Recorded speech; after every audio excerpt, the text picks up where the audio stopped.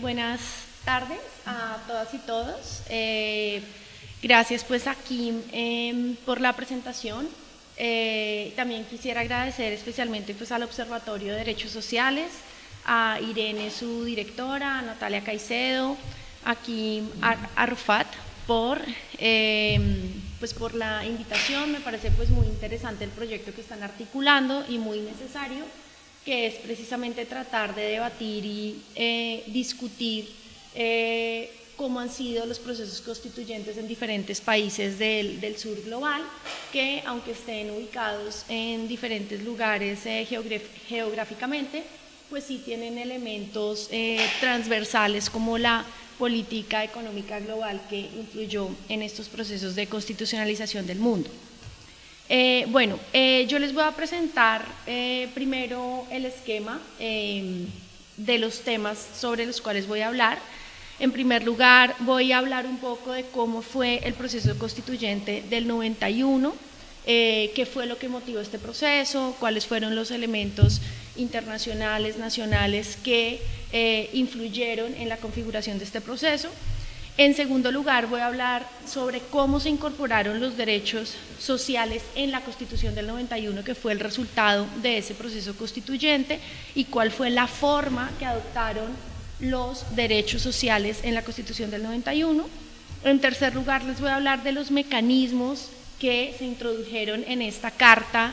para proteger los derechos sociales. Ahí también les voy a contar un poco cuáles son los criterios que existen en Colombia para determinar cuáles son los derechos fundamentales y cuáles son los derechos sociales que se pueden exigir como derechos fundamentales. También les voy a mencionar a continuación dos puntos adicionales que han sido de los más controversiales en Colombia, y es el relacionado con la progresividad de los derechos sociales y las decisiones que ha adoptado la Corte Constitucional colombiana atendiendo a esta característica de estos derechos, específicamente en lo que respecta a las sentencias que la Corte ha llamado de estado de cosas de inconstitucionalidad,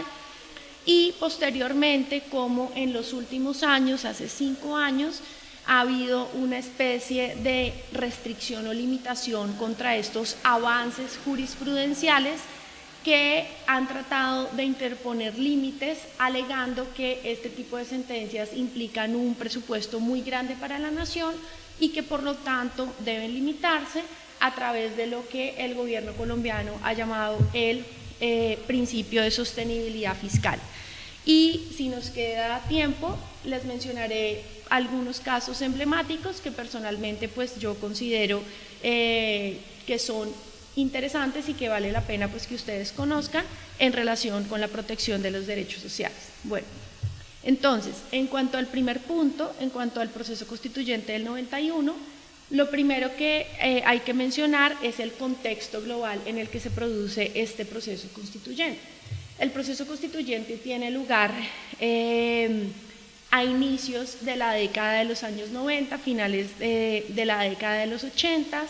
En esa época estamos hablando de la caída del muro de Berlín, de un aparente escenario posguerra fría y de una especie de constitucionalización del mundo,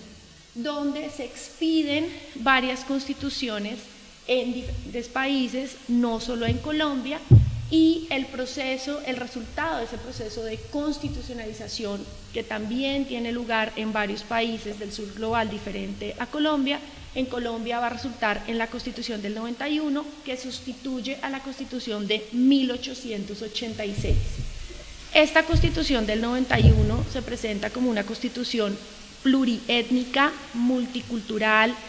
pluralista, secular. Estas son las 4 características que van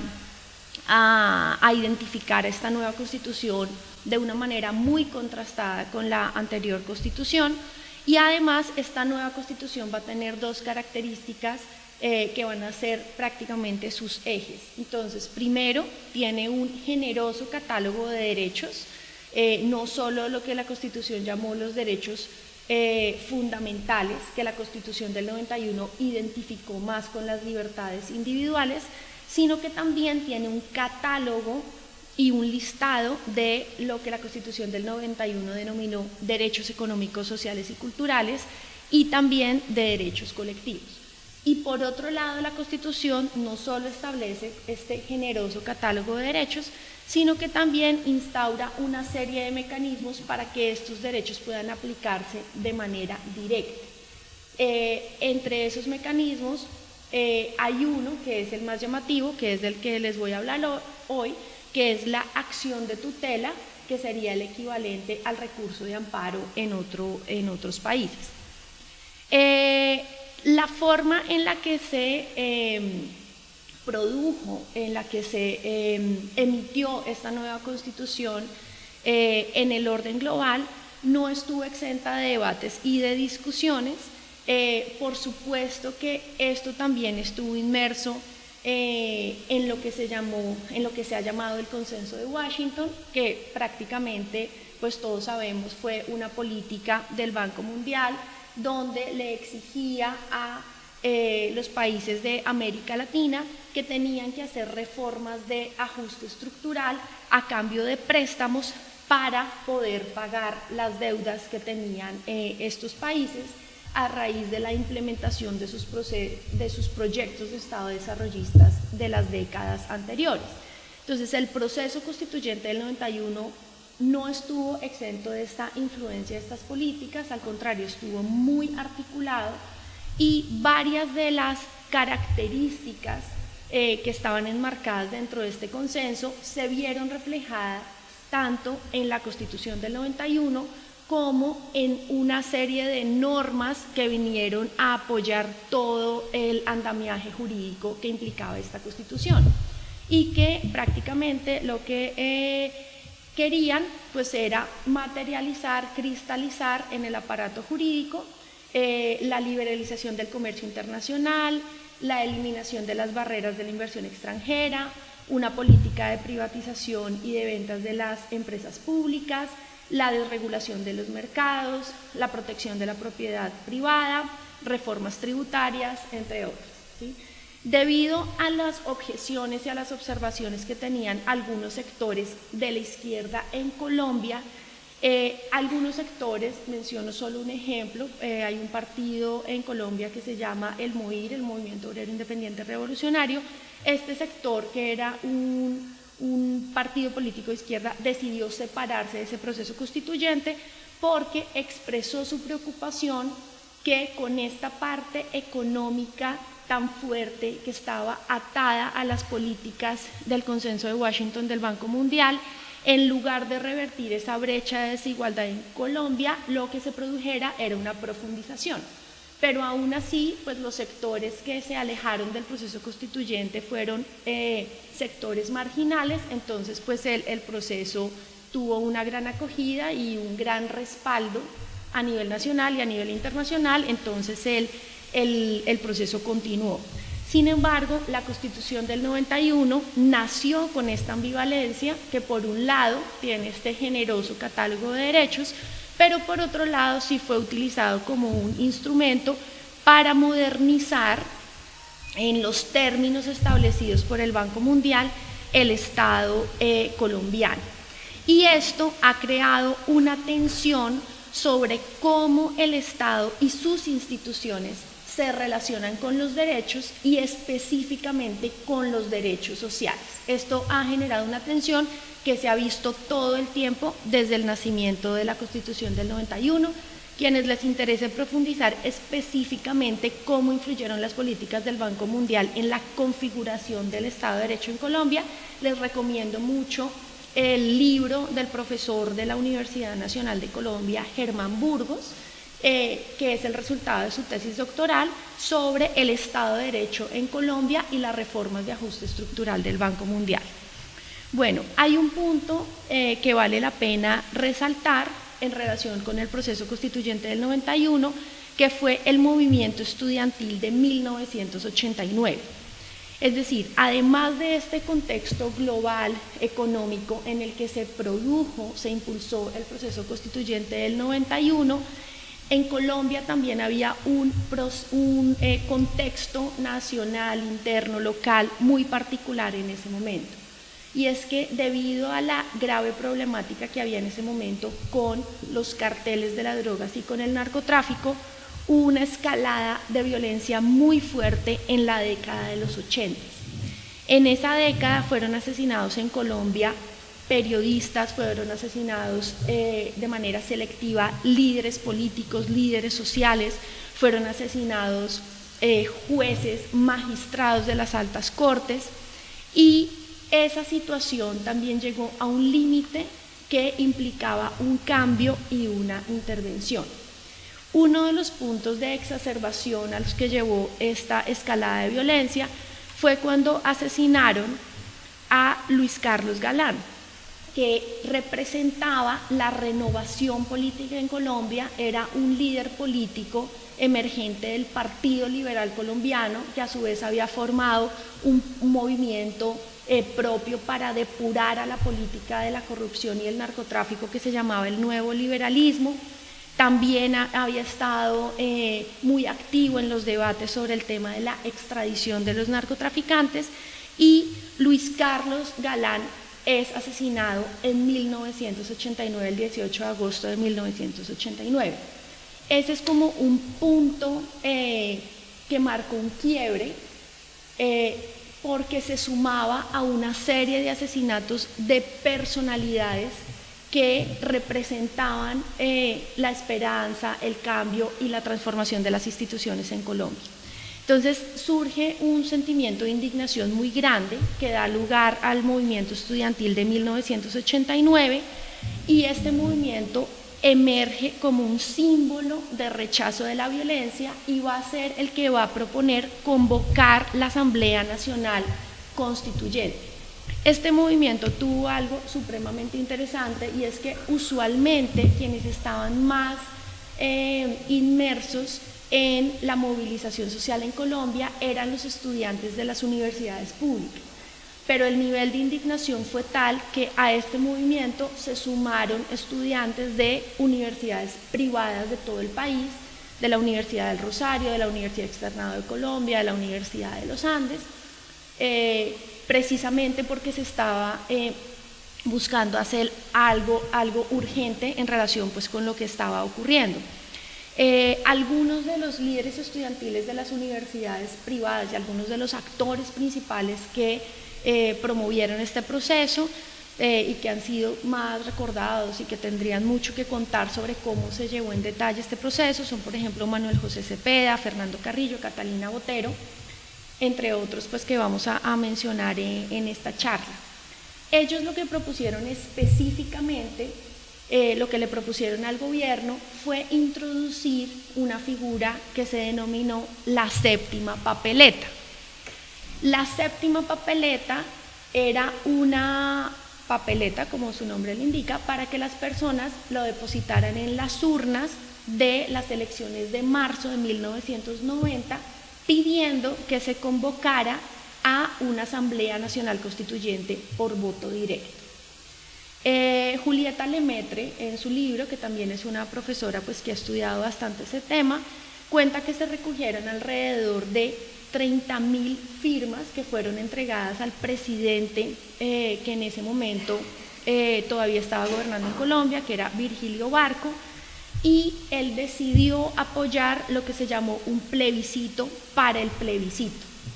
Entonces, este presidente Barco decide convocar un plebiscito en las siguientes elecciones, que eran las elecciones presidenciales de mayo de 1990, preguntándole al pueblo colombiano si querían que se convocara o no la Asamblea Nacional Constituyente. En esa convocatoria, en ese aval del pueblo que se le dio a la convocatoria de la Asamblea Nacional Constituyente, también había un elemento muy importante, y es que una de las guerrillas más importantes de la época, que era el M-19, estaba en el marco de un proceso de paz con el gobierno, y esta guerrilla había hablado de convocar un gran diálogo nacional. Entonces se juntan estos dos elementos, el diálogo nacional que proponía el M-19 en el marco de su proceso de paz, y la convocatoria de la Asamblea Nacional Constituyente avaladas por las 30.000 firmas que se le entregaron al presidente Virgilio Barco. Finalmente, el 27 de mayo de 1990, el 88% de las personas que votaron le dicen sí a la Asamblea Nacional Constituyente y se procede a convocar esta Asamblea Nacional Constituyente. Sin embargo, cuando se le da el sí, nuevamente surgen nuevos reparos a este proceso constituyente. Los reparos consistían básicamente en lo siguiente, y es que, por un lado, los partidos que participaron principalmente en este proceso eran los dos partidos más tradicionales de Colombia, que eran el Partido Liberal y el Partido Conservador, más el M-19. Entonces hubo varios sectores que dijeron que básicamente pues eran los partidos que habían gobernado históricamente en Colombia. De hecho, ellos habían firmado un acuerdo que se llamó el Frente Nacional para frenar el periodo que se llamó como la violencia en Colombia desde que se dio en la primera mitad del siglo XX, y ellos firmaron un acuerdo que se llamó el Frente Nacional, donde se distribuían el poder estos dos partidos por periodos de 4 años durante 16 años, desde el 58 al 74. Entonces, el hecho de que estos dos partidos, el Partido Liberal y el Partido Conservador, fueran los protagonistas del proceso constituyente, pues generó también como una serie de reparos. Una observación que fue una de las principales que se formuló en relación con este proceso fue la forma que adoptó este proceso, la forma procedimental constitucional que adoptó este proceso, que fue específicamente por decretos de estado de sitio que la Corte Suprema de Justicia declaró exequibles por una votación muy apretada de 14 votos contra 12. Y para eso la Corte Suprema de Justicia tuvo que demostrar que había un vínculo entre la escalada de violencia de la época y la reforma constitucional que se quería instaurar. ¿Por qué el proceso constituyente del 91, que era un proceso constituyente democrático, que proponía otro modelo de sociedad donde la democracia era su elemento fundamental, nació a través de unos decretos de estado de sitio, que ese era como el punto más controversial? Y es que la Constitución del 86 solo permitía que se emitiera una nueva Constitución a través de un trámite de reforma constitucional que tenía que ser avalado por el Congreso de la República a través de un acto legislativo, y no tenían la mayoría, no tenían las votaciones en el Congreso de la República para hacer esta reforma vía Congreso. Por eso se tomó la decisión de modificar la Constitución vía decretos de estado de sitio. Pero esto también llevó a otra consecuencia, y es que se creó una especie de cuerpo colegiado informal que se denominó en Colombia como el Congresito, que lo que hacía era legislar de manera paralela a la Asamblea Nacional Constituyente, y fueron básicamente quienes elaboraron todas estas normas en materia económica que necesitaba la Constitución del 91 para funcionar. Entonces, digamos como que había estos dos reparos: que la Constitución del 91 hubiera emergido a través de unos decretos de estados de sitio, y que el Congresito emitiera esta serie de insumos normativos que necesitaba esta nueva Constitución. Entre los decretos de estado de sitio que se emiten, va a haber uno que va a ser pues el más recordado, que es el decreto 1926 de 1990, que como le explica la profesora Lemaitre en su libro El Derecho como Conjuro, fue el fruto de un pacto privado entre los principales partidos políticos y el M-19, que eso fue algo supremamente criticado, precisamente porque la movilización estudiantil tuvo un papel muy importante, y resulta que al momento de redactar este decreto, que era básicamente el que le daba vida a la Asamblea Nacional Constituyente y el que decía cómo iba a operar y cómo se iba a conformar la Asamblea Nacional Constituyente, el texto de este decreto es redactado, pactado en privado, y no es invitado a este pequeño grupo, por ejemplo, miembros de la Unión Patriótica, que fue el partido que surgió precisamente a partir de esta diferencia que había con el Partido Liberal en relación con la conformación de este Frente Nacional en los años 50, y tampoco fueron incorporados los estudiantes en la redacción de este decreto. Finalmente, el 9 de diciembre de 1990 se convocan las elecciones de la Asamblea Nacional Constituyente y estas elecciones, paradójicamente, a pesar de que había, o no paradójicamente, pero a pesar de que supuestamente había como un sentimiento de aprobación de la Constitución del 91, las elecciones del 9 de diciembre de 1990 tienen una votación muy pequeña, tienen solo una votación de 3.700.000 votos avalando la Asamblea Nacional Constituyente, pero finalmente la Asamblea Nacional Constituyente es aprobada, emerge y va a estar integrada por una serie de representantes. Entre esos se encontraban 4 mujeres de 70 constituyentes que integraban la Asamblea Nacional Constituyente, había 4 mujeres, había 2 indígenas, de representantes del Partido Liberal había 25 personas, dentro de los representantes del Partido Liberal había 11 personas, del partido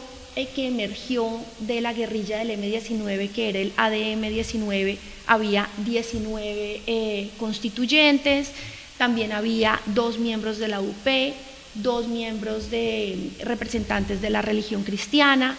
un representante, atención, solo un representante del movimiento estudiantil y otros representantes de grupos exguerrilleros pequeños que también se habían desmovilizado en estos procesos donde se generó el proceso de paz con el M-19, algunos sindicalistas y activistas de derechos humanos. Y la mesa directiva de la Asamblea Nacional Constituyente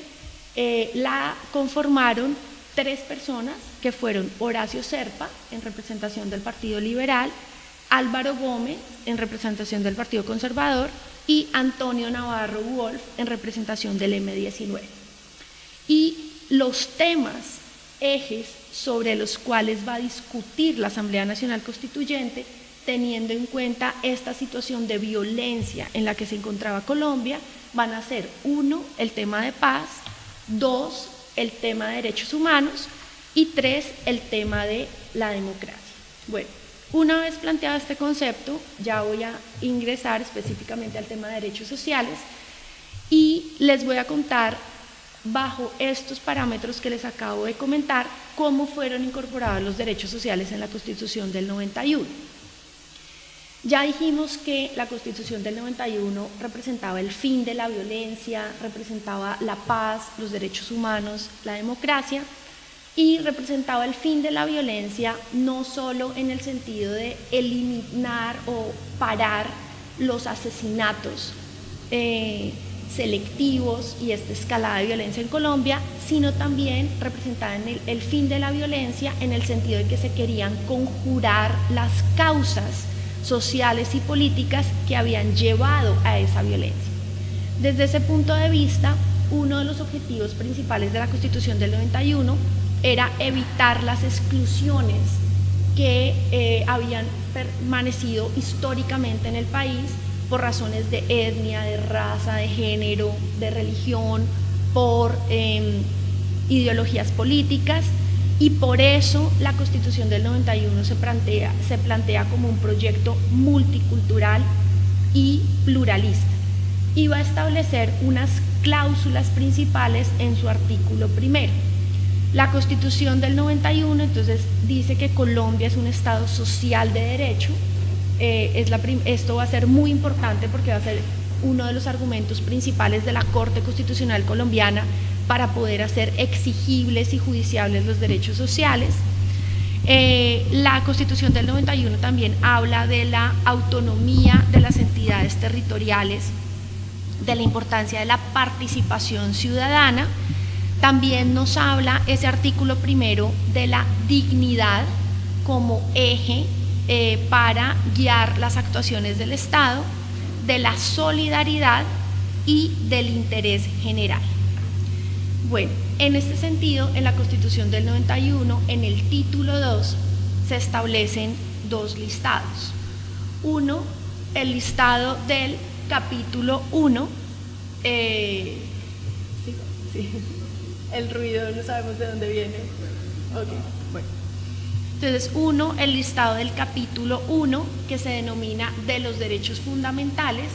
donde se consagran lo que llamamos las libertades individuales: el derecho a la vida, el derecho a la integridad, el derecho a la libertad, y el capítulo 2, donde se consagran específicamente lo que llamamos o lo que entendemos por derechos sociales. Entonces se consagran el derecho a la vivienda, el derecho a la salud, el derecho al trabajo, el derecho a la seguridad social, el derecho a la educación, entre otros. Esta diferencia que establece la Constitución del 91 entre estos dos capítulos, entre el capítulo 1 de los derechos fundamentales y el capítulo 2 de los derechos económicos, sociales y culturales, va a generar la duda de si los derechos económicos, sociales y culturales que estaban consagrados en el capítulo 2 pueden ser protegidos por vía de acción de tutela, porque la Constitución del 91 dijo explícitamente que la tutela había sido creada para proteger los derechos fundamentales. Entonces va a ser, que es lo que voy a explicar a continuación, la Corte Constitucional colombiana quien va a determinar por vía interpretativa cómo se pueden proteger los derechos económicos, sociales y culturales que estaban establecidos en el título 2 como derechos fundamentales, así no estén consagrados en este capítulo 1, que en realidad era una lista de libertades individuales, pero al llamarlo de los derechos fundamentales, pues genera esta confusión. Entonces, en este sentido, la Constitución del 91 establece como herramienta principal para aplicar directamente los derechos fundamentales la acción de tutela. Dentro de las características fundamentales de la acción de tutela podemos resaltar pues que es una acción constitucional a través de la cual todas las personas sin necesidad de abogado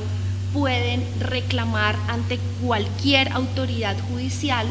cuando consideren que han sido vulnerado o amenazado un derecho fundamental, ya sea por la actuación de una autoridad pública o por la actuación de particulares, cuando el tutelante se encuentra en situación de subordinación o de indefensión frente a los particulares. Y además la Constitución del 91 dijo que la acción de tutela debía realizarse por medio de un trámite preferente, es decir, el juez debe decidir primero la acción de tutela que otros procesos que le lleguen de manera sumaria. La tutela debe resolverse en 10 días hábiles, pero que además solo procede cuando no exista otro mecanismo judicial al cual pueda acudir la persona, salvo que opere como un mecanismo transitorio para evitar un perjuicio irremediable. Es decir, la tutela en principio solo procede cuando no exista otra vía judicial adecuada, es decir, la tutela no puede suplantar las acciones judiciales ordinarias en el ámbito laboral, en el ámbito administrativo, sino que no tiene que haber otra vía judicial para reclamar estos derechos, salvo que se invoque como un mecanismo transitorio, porque de lo contrario, de no proceder la vía de tutela, se podría causar un perjuicio irremediable. En ese sentido, la Constitución del 91 le otorgó al juez constitucional una competencia muy importante, le otorgó mucho protagonismo y le otorgó una competencia constitucional básicamente a todos los jueces de Colombia, porque las personas pueden presentar la acción de tutela ante cualquier juez. Derecho, independientemente de que esté consignado o no en el capítulo 1, redunde en la afectación de la dignidad humana, y frente a esto la Corte habló de que toca analizar 3 criterios, que es vivir bien, vivir como se quiere vivir y vivir sin humillaciones. El segundo criterio es el de la conexidad, que tiene que ver con el núcleo esencial de los derechos. Entonces la Corte Constitucional inicialmente, por ejemplo, cuando empezó a proteger el derecho a la salud vía tutela, decía, bueno, si bien el derecho a la salud no es un derecho que está consignado en este capítulo 1,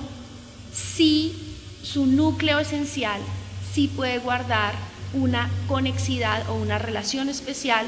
con alguno de los derechos que estén consignados en ese capítulo 1. Entonces tocaba demostrar esa relación de conexidad. El tercer criterio es el mínimo vital. La Corte dijo, cuando un derecho comprometa las condiciones de vida digna de una persona, de tal manera que su violación o su amenaza estén por debajo de ese mínimo aceptable. Por ejemplo, si una persona, 5 minutos, perfecto. Si una persona depende de su trabajo o de su pensión para sobrevivir, en esos casos procede la acción de tutela para proteger esos derechos. El otro criterio es vía bloque de constitucionalidad, es decir, las normas internacionales de derechos humanos que son consideradas parte de la Constitución y por lo tanto pueden aplicarse directamente, también pueden contener derechos que se pueden aplicar directamente en el ordenamiento jurídico. El otro criterio es el relacionado con los sujetos de especial protección constitucional. Existen unos sujetos que por su condición pueden alegar la reclamación de sus derechos vía acción de tutela, independientemente de que se trate de libertades individuales, derechos sociales. Es cuando estamos hablando, por ejemplo, con personas en condición de discapacidad, de mujeres embarazadas, de recién nacidos, de portadores de VIH, comunidades indígenas, personas privadas de la libertad o personas desplazadas por la violencia en Colombia. Y el último criterio es el criterio de los derechos innominados. ¿Qué pasa con los derechos innominados? El artículo 94 de la Constitución dice: no todos los derechos se encuentran enunciados. Es decir, el constituyente del 91 se le pudieron escapar algunos derechos, o puede que haya derechos que surjan con el paso del tiempo. Y dentro de esos derechos que se pueden reconocer pero que no han sido enunciados, puede haber derechos fundamentales. Y dentro de esos derechos, entonces la Corte Constitucional ha reconocido expresamente el derecho al agua, el derecho a la estabilidad laboral reforzada para la mujer embarazada, o el derecho a la interrupción voluntaria del embarazo en 3 hipótesis, que es cuando el embarazo haya sido producto de violencia sexual, cuando haya malformación del feto hasta el punto de hacer inviable su vida, o cuando esté en riesgo la salud física o mental de la madre. En esos casos, el derecho a la interrupción voluntaria del embarazo sería un derecho fundamental, y la Corte Constitucional considera que el aborto en todos los casos pues es inconstitucional. Bueno, creo que me quedan 2 o 3 minutos, entonces voy a mencionar el debate desde mi punto de vista más controversial en relación con la protección de los derechos sociales en Colombia que existe actualmente. Resulta que cuando la Corte Constitucional empezó a funcionar, que fue a partir de la Constitución del 91 que creó la Corte Constitucional tenía la competencia de revisar todas las tutelas que se interpusieran en el país. La Corte Constitucional puede seleccionar la tutela que quiera y revisar esa decisión. Y resulta que cuando empezaron a revisar la cantidad de tutelas que empezó a interponer la gente, se empezaron a dar cuenta que había una situación de violación de derechos fundamentales, incluyendo derechos sociales,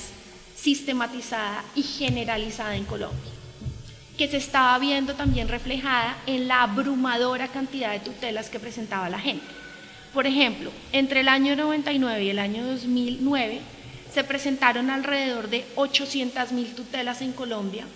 para reclamar el derecho a la salud. Entonces la Corte empezó, claro, fallaba el caso concreto,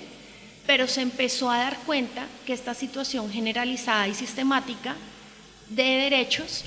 obedecía a fallas estructurales en el sistema. Entonces la Corte emitió unas sentencias que se llaman sentencias de estado de cosas de inconstitucionalidad,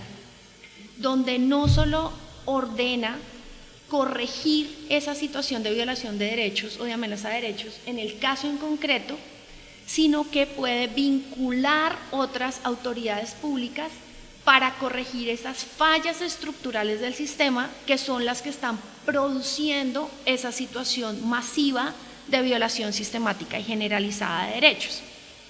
Obviamente han surgido bastante detractores en contra de este tipo de sentencias de la Corte, que en vez de descuadernar más esta situación de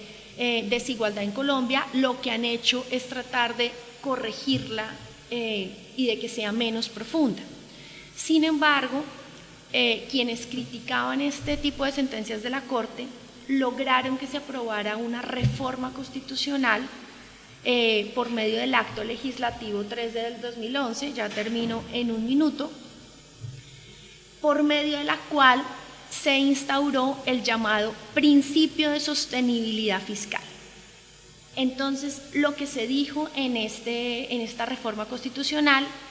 es que el procurador, es decir, el principal representante, la principal autoridad que hace parte del Ministerio Público, o los ministros, pueden solicitar la apertura de lo que se llama un incidente de impacto fiscal, que además tiene que tramitarse obligatoriamente cuando se considere que una sentencia puede afectar el erario público, porque la argumentación de ellos es que la sostenibilidad fiscal, y acá invierten la concepción de la progresividad de los derechos sociales en Colombia, ¿sí? Es decir, ya no se habla de la progresividad de los derechos sociales para alcanzar la realización máxima de estos derechos, sino que toman este concepto para limitar los derechos sociales. Entonces dicen que la sostenibilidad fiscal, lo dice el acto legislativo expresamente, es un instrumento para alcanzar la progresividad de los derechos sociales y que la sostenibilidad fiscal debe orientar las ramas del poder público. Es decir, desde el punto de vista del análisis del discurso es interesantísimo cómo cooptan el concepto de progresividad de derechos sociales para definir y establecer una institución como el impacto de sostenibilidad fiscal, que lo que hace es limitar los derechos sociales. Y cuando el procurador o los ministros invoquen este incidente de impacto fiscal, entonces necesariamente tienen que discutir con los jueces que emitieron esa decisión cómo impacta en las finanzas públicas esa sentencia, cuál sería el plan concreto para su cumplimiento, y puede llegarse a modular o a modificar esa decisión. En este sentido, por ejemplo, un reconocido constitucionalista colombiano, que es el profesor Rodolfo Arango, dice que vía principio, entre comillas, de sostenibilidad fiscal al que se le dio un estatus constitucional, estamos pasando de un Estado social de derecho a un Estado fiscal. Entonces, bueno, termino con este debate y si nos queda tiempo, de pronto más tarde les comentaré algunos casos en concreto. Muchas gracias.